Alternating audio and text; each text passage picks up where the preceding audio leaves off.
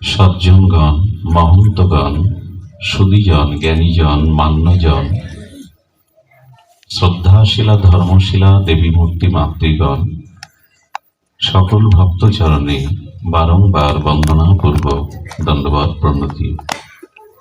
এটি ক্ষমা চেয়ে নিচ্ছি, ভক্তরা ঠিকভাবে বসবার জন্য উপযুক্ত জায়গার অভাব, অনেকেই দাঁড়িয়ে মৃত্তিকার উপরে খোলা আকাশের নিচে কষ্ট পাচ্ছেন।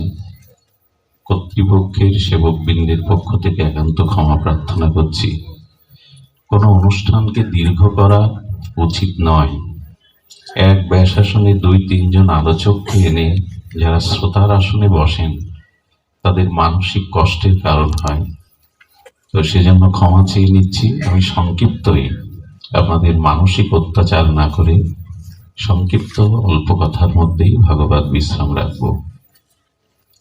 মামৈবাংশ জীবলোক জীবভূত সনাতন। আমরা ভগবানের অংশ, খুব ধ্যান দিতে হবে। অনন্ত ঐশ্বর্য মাধুর্য সচ্চিদ আনন্দময় শাশ্বত সনাতন ভগবানের অংশ। আচ্ছা, অগ্নিকুণ্ড থেকে যদি একটা স্ফুলিঙ্গ বাহির হয়, সেটিকে আগুনের ক্রিয়া করে না? অমৃত থেকে যে বস্তু জাত হয় তার মধ্যে কি অমৃত থাকে না? তদুপরি আমরা ভগবানের সচ্চিদানন্দের আনন্দঘন চিন্ময় তত্ত্বের অংশ। অমৃতস্য পুত্ররা, ঋষি বলেছেন আমরা অমৃতের পুত্র। যদি ভগবানেরই অংশ হই, আনন্দেরই অংশ হই, তুলসীদাস বলেছেন ঈশ্বর অংশ জীব অবিনাশী। ঈশ্বর অংশ জীব অবিনাশী, চেতন অমল সহজ সুখরাশি। মানে আমরা ঈশ্বরের অংশ, এই জন্য আমাদের ভিতরে চেতনা, চৈতন্য, অমল, নির্মল, সহজ সুখরাশি। তো ভগবান থেকে, আনন্দ থেকে, অমৃত থেকে অংশরূপে জাত আমাদের ভিতরে দুঃখ কেন? অমৃত থেকে যে বস্তু জাত হয় তা তো অমৃতই হবে। অগ্নি থেকে যে স্ফুলিঙ্গ বাইরে বেরিয়ে আসবে তাও তো অগ্নি হবে। তো যদি আনন্দ থেকে এসে থাকি, চেতন অমল সহজ সুখরাশির যদি অংশ হয়, আমার দুঃখ কেন? এই প্রশ্নের উত্তর একটু জানবো আমরা। জীবের কেন দুঃখ? মামৈবাংশ জীবলোক জীবভূত সনাতন। সনাতন অংশ আমরা। প্রশ্নটি ভালো করে ধ্যান দিতে হবে। ভগবানের অংশ, চেতন অমল সহজ সুখরাশি। সমস্ত শাস্ত্রে এটা বলেছেন, বেদ, বেদাদি, বেদান্ত, ভাগবত, রামায়ণ। দুঃখ কেন? এই প্রশ্নের উত্তর আমরা এখন একটু অনুসন্ধান বা সাক্ষাৎকার করব। আচ্ছা, মেঘমালা থেকে যে স্ফটিক শুদ্ধ বৃষ্টির ধারা পৃথিবীতে নেমে আসে, সেই জল শীতল, নির্মল, স্বচ্ছ, জীবনদায়ী। তো আকাশের মেঘমালা হতে ঝড়ো ঝড়ো বৃষ্টি ধারায় স্ফটিক শুদ্ধ জলধারাটি যখন নর্দমার মধ্যে, দূষিত মাটির মধ্যে, দূষিত জলাশয়ের মধ্যে পড়ছে, তখন তার শুদ্ধতা থাকছে কি? থাকে কি? থাকছে না। ঠিক তদুপরি আনন্দঘন সচ্চিদানন্দঘন পূর্ণ ব্রহ্ম সনাতনের অংশ হিসাবে যখন আমরা জগতে আসছি, শুদ্ধই, দুঃখ পাওয়ার কথা না। কিন্তু মাটিতে দূষিত জলে ওই আকাশের স্বচ্ছ নির্মল জীবনদায়ী জলটি যেমন মৃত্তিকাতে দূষিত জলে পড়ে তার ভিতরে দূষণ প্রবেশ করছে, আমরাও তেমনি জগৎ সংসারে এসে মায়ার মধ্যে মিশে গিয়ে দুঃখটাকে বরণ করে দিচ্ছি। দুঃখ পাওয়ার কথা ছিল না। আনন্দ থেকে, অমৃত থেকে আসে, দুঃখ পাবে কেন? স্বামী বিবেকানন্দ বলেই দিয়েছিলেন, পৃথিবীতে দুঃখ নামক কোন বস্তু আগে প্রমাণ করো, তবে দুঃখ দূর করবার আমরা উত্তর দেব। ওনার দৃষ্টিতে দুঃখ বলে কিছু নেই, যদিও লড়েছেন এই দার্শনিক আচার্য ভারত সূর্য।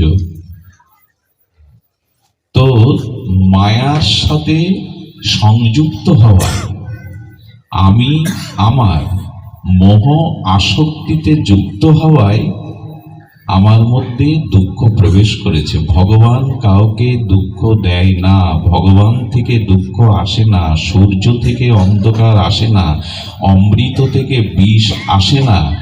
মূলত মায়াকে আমরা আলিঙ্গন করেছি, মায়ার সাথে মিশে গেছি, তাই মায়ায় দুঃখ দেয়, ভগবান দুঃখ দেয় না। ওনাকে আর চেপেন না আস্তে। তো এই জন্য মায়া আমাদের দুঃখ দেয়। কৃষ্ণ ভুলি যেই জীব অনাদি বহির্মুখ, অতএব মায়া তারে দেয় সংসার দুঃখ। আচ্ছা, যে জলটা বৃষ্টি স্নাত জীবনদায়ী নির্মল স্বচ্ছ, যে জলটা দূষিত স্থানে আর প্রদূষিত স্থানে পড়ে গেল, মিশে গেল, ওই জল আবার শুদ্ধ করা যাবে, ওই জল আবার দূষণ মুক্ত করে নির্মল করা যাবে, আবার বৃষ্টির কাছে ফিরিয়ে দেওয়া যাবে। ওই জলটা পাত্রে করে জাল দিতে শুরু করুন। যে পোকামাকড় প্রদূষিত জলটা বাবা একভাবে রেখে দাও, পোকামাকড় প্রদূষিত জলটা জাল দিন পাত্রে, কি হবে? জাল দিলে নিচের দিকে যাবে, দূষণ থাকবে, কোথায় যাবে? আবার বাষ্প হয়ে চলে যাবে। ভগবান বললেন, মায়ামুগ্ধ জীবের এই দুঃখকে নিজে বরণ করে নিয়েছে আমি আমার মোহ অন্ধতায়, অজ্ঞানতায়। কেউ বলে আমি যা ভোগ করছি তা কর্মের ফল, কেউ বলে পাপের ফল, কেউ বলে অপরাধের ফল, কেউ বলে প্রারব্ধে আছে তাই ভোগ করছি। ঋষিরা বলছেন এর কোনোটাই না। তোমার সমস্ত দুঃখ যন্ত্রণা পাপের, বাবা বারবার চেঞ্জ করো না, তোমার সমস্ত দুঃখ এভাবে থাক। দুঃখ যন্ত্রণার একমাত্র কারণ অজ্ঞানতা। কি বললাম? অজ্ঞানতা। উলোধ্বনি না দিয়ে, বারবার হাত না তুলে এই কথাগুলো যখন শুনছি তখন একটু আপনারা সঙ্গত করবেন। সঙ্গত মানে হ্যাঁ হ্যাঁ বলতে বলছি না, সঙ্গতটা করবেন। উলোধ্বনি বারবার দিলে হরি কথা স্তীমিত হয়ে যায়। বারবার উলোধ্বনি দেওয়ার এখানে প্রয়োজনও নাই। তো আমাদের বলবার অভিপ্রায় হলো জলটা অগ্নিতে তাপ দিতে হবে, জল আর নিচের দিকে দূষণ থাকবে না। তেমনি মায়া থেকে আমাকে বিচ্ছিন্ন করবার একটা উপায় খুঁজতে হবে। দুঃখ তখনই দুঃখ গেল না বলে, দুঃখ দুঃখ বলে মানসিক বিকারগ্রস্ত হয়ে শেষ হয়ে যাওয়ার নাম বীরত্ব নয়। অজ্ঞানতাই হলো সমস্ত দুঃখের কারণ। এই ভাগবত শুনতে শুনতে যেতে যেতে সাপ সাপ করে চিৎকার করে পড়ে গিয়ে হাত পা কেটে গেল, আপনাকে ডাক্তারের কাছে যেতে গেল, ওষুধের ব্যবস্থা করতে হলো, 2 দিন পড়ে থাকলেন। আসলে এই যে হাত পা কাটলো, এই যে ভয় পেলেন, এই যে ক্ষতবিক্ষত হলেন, এর কারণ কি জানেন? ওটা সাপ না, আপনার কাছে আলো ছিল না, ওইটা রঞ্জু বা দড়ি দেখে সর্প ভয়ে অজ্ঞানতায় পড়ে গিয়ে হাত পা কেটে। যেটা ভাগ্যের দোষ, বিধাতার দোষ, কর্মের দোষ, কিসের দোষ? অজ্ঞানতার দোষ। জীব যতদিন তার জ্ঞান উন্মেষ বা চেতনা উন্মেষ না হবে, ব্রহ্মা পর্যন্ত তাকে এই জন্ম মৃত্যু জরাবেদি ঘোচাতে পারবে না। এখানে আসবার কি কারণ? পূর্ণ হবে? একদমই না। এখানে এলে পিতামাতা স্বর্গে যাবে, আমাদের অনেক পুণ্য হবে, এই ভেবে ভাগবতে কেউ আসবেন না। ভাগবতে এলে পুণ্য হয় না। ভাগবতে যেটা হয় সেটা আয়নার মতো। ভাগবত একটি দর্পণ। দর্পণ মানে স্বচ্ছ বস্তু, যাকে আয়না বলে। আয়নার সামনে দাঁড়ালে কি হয়? আমাকে দেখা যায় তো। আর আমি যখন আমাকে দেখি, আয়না ধরিয়ে দেয় তোমার এইখানটা অসুন্দরতা আছে, তোমার এইখানটা পরিপাটি হয়নি। মানে আমাদের অসুন্দরতাগুলো আয়না দেখিয়ে দেয়। ভাগবতে এলে আমার অজ্ঞানতা, আমার অসুন্দরতা, আমি কেন পিছিয়ে পড়ছি, এই চেতনাটা ধরিয়ে দেয় দর্পণের মতো। আমার ভুলটা কোথায়, আমার জীবনে স্খলনটা কোথায়, কেন বারবার জন্মাচ্ছি, কেন বারবার মরছি, কেন বারবার দুঃখ যন্ত্রণা অভিশাপ ভোগ করছি, এই ত্রুটিটা, অসুন্দরতাটা ভাগবত আয়না দেখিয়ে দেয়। পুণ্যের জন্য এখানে আসার দরকার নেই, হয় না। অজ্ঞানতাই সমস্ত দুঃখের কারণ। অন্ধকারকে তাড়াতে গিয়ে বন্দুক, অস্ত্র, বোমা এসব দরকার কি? কি দরকার? আর ওসব বন্দুক কামান ডাকলে অন্ধকার যাবে? কিচ্ছু করতে হবে না, আলো জেলে দাও। তোমার জীবনের সমস্ত অভিশাপ, যন্ত্রণা, জন্ম মৃত্যু যাবে, জ্ঞানের আলোটা জ্বালো। জ্ঞান, চেতনা, এটার বড় অভাব আছে। হচ্ছে অনেক কিছু অনুষ্ঠান, যাগ যজ্ঞ, পূজা পার্বণ, চেতনার অভাব। এই চেতনা বা শুদ্ধ জ্ঞান যতদিন না আসবে, এটা আসতে গেলে নিজের ত্রুটিটা দেখা লাগে। আয়না। মানুষ আজকাল বিউটি পার্লারে যায়। কোথায় যায়? মায়েরা বেশি যায়, মেয়েরা বেশি যায়। ভালো। বিউটি পার্লারে গেলে কি হয়? অসুন্দরকে ঢেকে দিয়ে সুন্দর করে দেয়। তো সাধু সঙ্গ হলো সেই বিউটি পার্লার যেটা দেহের সৌন্দর্য বৃদ্ধি করে না, মনের সৌন্দর্য, জ্ঞানের সৌন্দর্য বৃদ্ধি করে। এখানে এত কষ্ট করে এসেছেন আপনারা, এই খালি মাটিতে ডাক্তার, মাস্টার, শিক্ষিত জ্ঞানীজন সারাদিন কর্মব্যস্তর পরে এসে এত কষ্ট করে বসেছেন কেন? বসেছেন এখানে মনটাকে সাজানো যায়। বিউটি পার্লার তো দেহ সাজায়, এখানে মনের অনুরাগ, চেতনা, জ্ঞান, এগুলি দিয়ে মনটা সেজে ওঠে, সুন্দর হয়। এই জন্য ভাগবতী পুণ্যের জন্য না। আর আয়নার সামনে প্রত্যেকে, আচ্ছা কারো বাড়িতে দর্পণ নেই এমন কেউ আছেন এখানে? কেউ কে আছেন? কারো বাড়িতে সোনা নেই, অর্থ নেই, জমি নেই, এসবে অনেকেই পাওয়া যাবে, কিন্তু আয়না নেই এমন কেউ এখানে? কেন সবাই এটা ঘরে রাখে? কেন রাখে? এই জন্য মানুষ তার নিজের সৌন্দর্যটা বারবার দেখতে চায়। আমি কেমন সুন্দর, এটা সে বারবার দেখতে চায়। এই জন্য প্রত্যেকটি মানুষ প্রতিদিন দর্পণের সামনে যায়। কেমন মানিয়েছে আমায়, কেমন দেখাচ্ছে আমায়, কেমন দেখাচ্ছে, এই তো। তো ভাগবত দর্পণে এলে নিজের আনন্দ, সৌন্দর্যটা ফুটে ওঠে। এইখানের যে সৌন্দর্য, এটা কোথাও পাবেন না। এখানে মায়েরা বাবারা একসাথে বসেছে, কিন্তু কারো কোনো বিকার নেই। পৃথিবীর সব থেকে কঠিন কাজ এখন আপনারা করছেন, কিন্তু হাসি মুখে, কারো মুখে বেদনা, কষ্টের আভাস নেই। পৃথিবীর সব থেকে কঠিন কাজ কি? একজন কথা বলবে ঘন্টার পর ঘন্টা, আর আমি উত্তর না দিয়ে, বাক্য বিনিময় না করে বসে বসে শুনবো। পৃথিবীতে এর থেকে কঠিন অন্য জায়গায় এটা পারবেন না আপনি। পৃথিবীর সব থেকে কঠিন কাজ, আমার সামনে একজন কথা বলে যাচ্ছে, আমি নীরবে সেটা শুনছি ঘন্টার পর ঘন্টা। পৃথিবীতে এটা অন্যখানে পারবেন না। এবং এখানে জলের ব্যবস্থা নেই, শরীরের তাড়ন ভর্ষণ, এখানে মশা আছে। আপনাদের যদি তৃষ্ণাও লাগে, জল চাইতে পারছেন না, কেউ চা বিস্কুট দিচ্ছেন না, এখানে মশা কামড়াচ্ছে, তবুও হাসি মুখে, মনের কোনো বিকার ব্যতীত এখানে হাসি ভরা চিত্তে প্রসন্নতায় বসে আছেন। এটাই প্রমাণ করে সব থেকে কঠিন কষ্টটাকেও আনন্দ করে দিতে পারে ভাগবত, হরিকথা দিতে পারে। এই জন্য এখানে আসার আলাদা একটি আনন্দ আছে। আনন্দটা হলো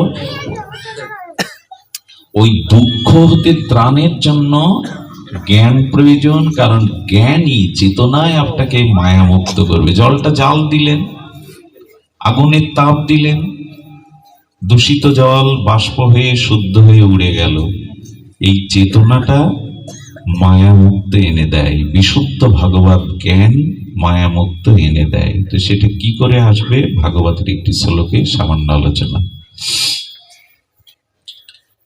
আমাদের মায়া মুক্তি কি করে হবে? মায়া মানে চিত্তের মধ্যে, আমাদের হৃদয়ে ভোগ বাসনা আছে, আমি আমার মোহ আছে। এটি কি করে ছাড়ানো যায়? বললেন, প্রবিষ্ট কর্ণ রন্ধেন সানাম ভাব সারুরুহম ধুনতি সমলং কৃষ্ণ সলিলাস্য যত সরৌত। অত অদ্ভুত শ্লোক। সর্ববেদান্ত সার, অমল পুরাণ, ভাগবতী সুখদেব গোস্বামী ঝঙ্কার তুলেছেন এই শ্লোকে।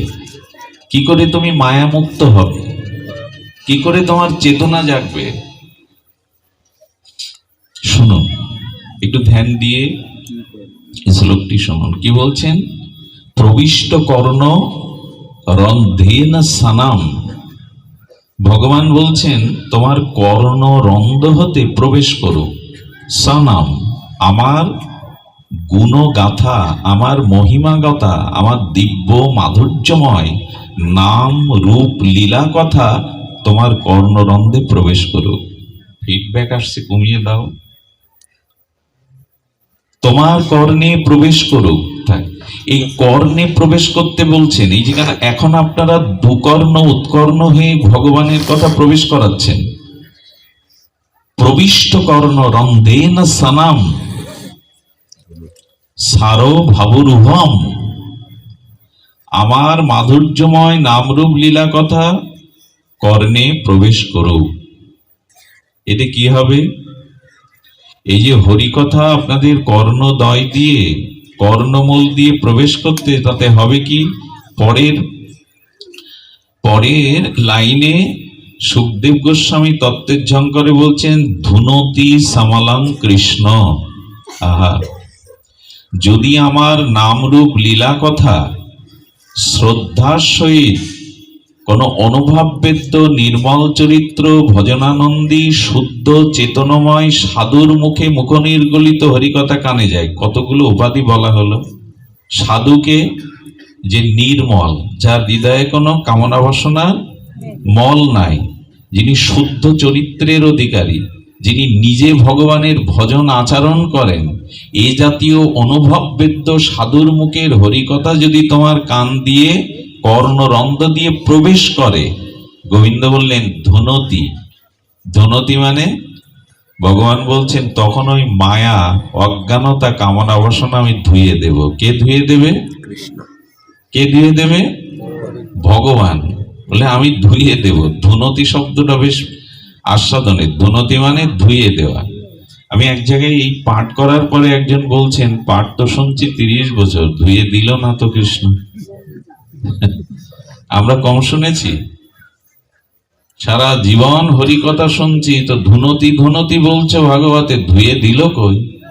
হৃদয় পরিষ্কার হলো কই? এ ব্যাখ্যাও জানতে হবে।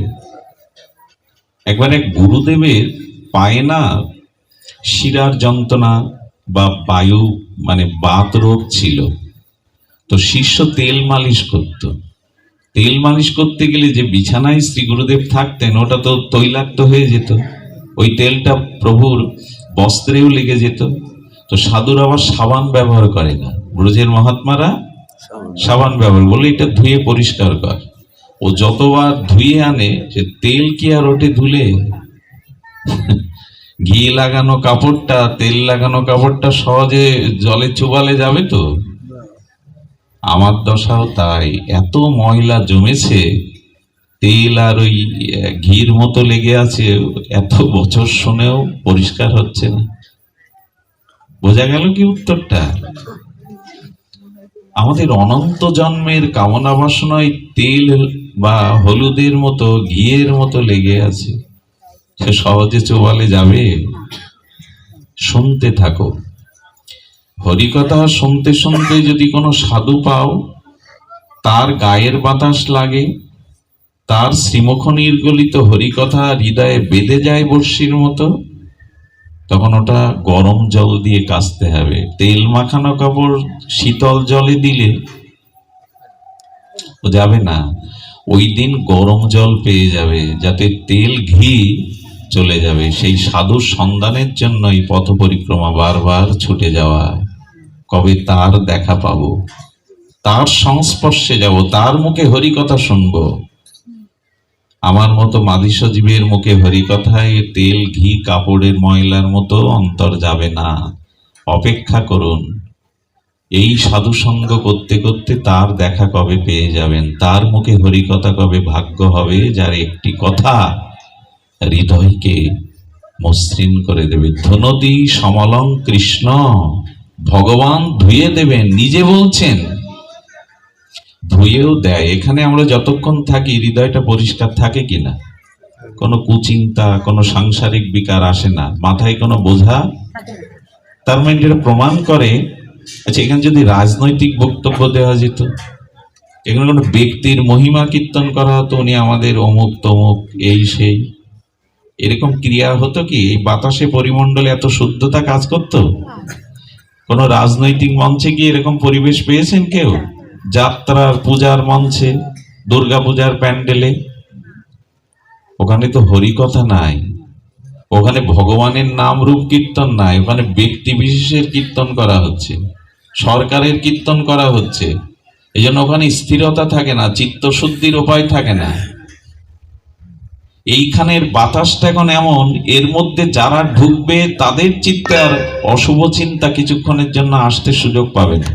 এর একটা কারণও আছে, হরিকথা যেখানে হয়, অনেক দিব্য মহাত্মার আত্মাটা সূক্ষ্ম দেহে এখানে আসে হরিকথা শোনার জন্য।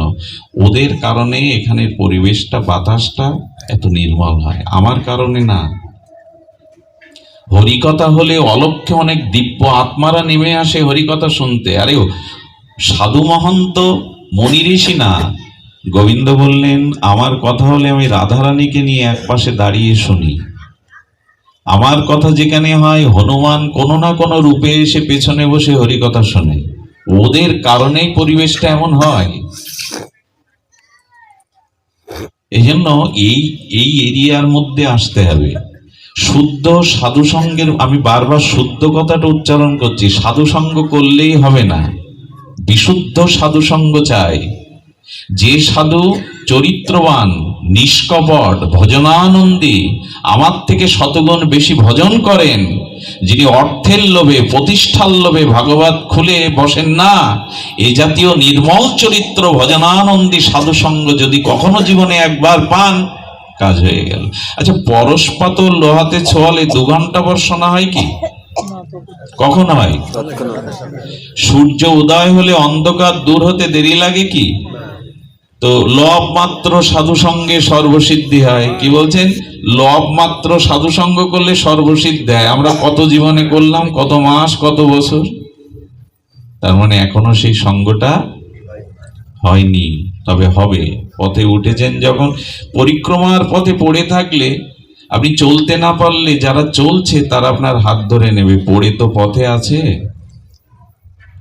রামচন্দ্র যে পথ দিয়ে অবধে যাচ্ছেন, জনকপুরীতে যাচ্ছেন, ওই পথের পাশে অহল্যা পাথর হয়ে পড়েছিল। অহল্যা বলছে, আজ এই পথেই পড়েছিলাম বলে তো প্রভুর দৃষ্টি গেল, অন্য পথে পড়ে থাকলে তো দৃষ্টি যেত না। এই পথে পড়ে থাকুন, কোনো না কোনো মহতের কৃপা কবে আপনার প্রতি পড়বে। এই পথেই পড়ে থাকুন, নিরভিমান হয়ে হৃদয়ে শ্রদ্ধা বিশ্বাস রেখে হরিকথাতে বসুন, মার্গে পড়ে থাকুন। পরিক্রমা করে যে মার্গে, ওখানে অসুস্থ হয়ে কেউ পড়ে থাকলে বহু লোক গিয়ে জিজ্ঞাসা করে, ওটো ভাই আমি তোমাকে এগিয়ে দিচ্ছি। কিন্তু অন্যখানে পড়ে থাকলে, এই পথে পড়ে থাকুন, কারো না কারো দৃষ্টি কবে পড়বে, সেই মহাত্মা কৃপা করে হাত ধরে নিয়ে যাবে আপনাকে। এই জন্য আমাদের মায়া মুক্তির জন্য বলছেন, প্রবিষ্ট কর্ণ রন্ধ্রেন স্থানাং ভাব সারু রোহম ধুনতি সমলং কৃষ্ণ। বলে কি করে ধুয়ে দেবে কৃষ্ণ? বলে সলিলস্য যথা শরত। দেখবেন শরৎ ঋতুর মহামহিমা আমাদের সাহিত্যে আমাদের আধ্যাত্মিক সাহিত্যে বর্ণনা এসেছে। আচ্ছা, শ্রাবণ ভাদ্র আশ্বিনের মেঘ ঘন কালো থাকে, কিন্তু যেই শরৎ রানী ঋতুরানী শরতের শুভাগমন হয়, দেখবেন মেঘগুলো তুলোর মতো সাদা হয়ে গেছে। কেন? বলে এটা ঋতুর গুণ। শ্রাবণের মেঘ যেটা ঘন কালো ছিল, যেই শরৎ রানীর আগমন ঘটল প্রকৃতিতে, মেঘমালা গুলো শ্বেতশুভ্র তুলোর মতো উড়ে বেড়াচ্ছে। ওরা যেন ভার মুক্ত হয়েছে, ভেতরে যে কালো জল ছিল ছেড়ে দিয়ে তুলো হয়ে গেছে। শরৎ এসে যদি কালো মেঘ সাদা করতে পারে, আর কি হয় শরৎ এলে? শরৎ এলে সব থেকে বড় গুণটা দেখবেন, বর্ষার যে জলগুলো পুকুরে, খালে, বিলে, নদীতে, এই বর্ষার পঙ্কিল জল ময়লা থাকে, ঘোলা থাকে। কিন্তু যেই শরৎ এলো, লক্ষ্য করেছেন খাল, বিল, নদীর জলগুলো কাক চক্ষুর মতো নির্মল। তখন ঘোলা জল আর পাবেন না, ঘোলাতে চেষ্টা করলেও। প্রকৃতিতে দেখবেন শরৎ এলে নদ, নদী, পুকুরের জলগুলো কেমন নির্মল হয়। কারণ কি? ঘোলা জল কে পরিষ্কার করলো? বলো ঋতু। সালিলাস্য যথা শরৎ। সুখদেব গোস্বামী বললেন, শরতের শোভাগমনে, ঋতুরানীর শোভাগমনে বর্ষার পঙ্কিল জল যেমন নির্মল হয়, তেমন সাধুমুখে হরিকথা কর্ণ দিয়ে প্রবেশ করলেই তোমার হৃদয়ে শুদ্ধতা আসবেই, নির্মলতা আসবেই। ঋতুর গুণে যদি বর্ষার পঙ্কিল জল নির্মল হয়, শুদ্ধ ভজনানন্দী সাধুমুখনিরিত হরিকথা কর্ণে প্রবেশ করলেই নির্মল। এটার শুধু অপেক্ষা, এটার শুধু অপেক্ষা। এই নির্মলতা যবে এলো, তখন আপনার চরিত্রের মধ্যে কৃপা পাওয়ার পাত্র হলেন। কথাটি বারবার কয়েকদিন ধরে বলছি। আজকাল সাধু যেতে গেলে পায়ে পড়ে, সবাই পায়ের ধুলো নেয়, আর একটা কথা বলে, বাবা মাথায় একটু হাত দিন। আমিও এরকম করেছি, কিন্তু কাজ খুব হচ্ছে না। কৃপা করুন বললেই কি কৃপা হয়? কৃপাকে ওইভাবে পেতে হয় যে হাতের মুঠো করে দিয়ে দিলাম, বাবা তোমার মাথায় হাত দিই। ছিল বৈষ্ণব পদ বাবা বলছেন, পা খামছালে কি কৃপা হয়? কৃপাটা কি? কৃপা ছাড়া হবে না তো। কৃপাটা কি? কৃপাটা ওইভাবে পেতে হয়। আচ্ছা, সূর্য উদয় হলো, অরুণোদয়ে চারিদিকে আলো বিকশিত হলো, চারিদিকে আলো ছড়িয়ে পড়লো, আলোটা আপনার ঘরের দুয়ার পর্যন্ত এলো। সূর্য কি চিৎকার করে নবমণ্ডল থেকে বলবে, আমি আলো হয়ে ঘরে এসেছি, ঘরের দুয়ার খুলে আমাকে ঘরে নাও? ঘুমাচ্ছে মা? ঘুমায় না। চিৎকার করে বলবে না। বলবে কি? আপনি আলো ঘরে নিতে গেলে কি করতে হবে আপনাকে? দুয়ারটা তো কৃপা বইছে, ভাগবত কৃপা, নামের কৃপা, মহামহিমার কৃপার স্রোতের মতো, বাতাসের মতো, সূর্য কিরণের মতো বইছে, কিন্তু দুয়ার খোলা হলো না। কৃপা করো বললেই হয়? কৃপা কি আর ওইরকম যে হাতে করে দিয়ে দিলাম? বাবা, অনেক মা বাচ্চাদের এনে বলে, বাবা আশীর্বাদ করো ও যেন শান্ত হয়, বড় দুষ্ট। আমরা মাঝে মাঝে বলি, ও যেন আরো দুষ্ট হয়। আরে বাচ্চা ছেলেকে বুড়ো বানাতে চাইছো কেন? ও টকবক করছে, ওর রক্ত প্রতিক্ষণে ওর ভিতরে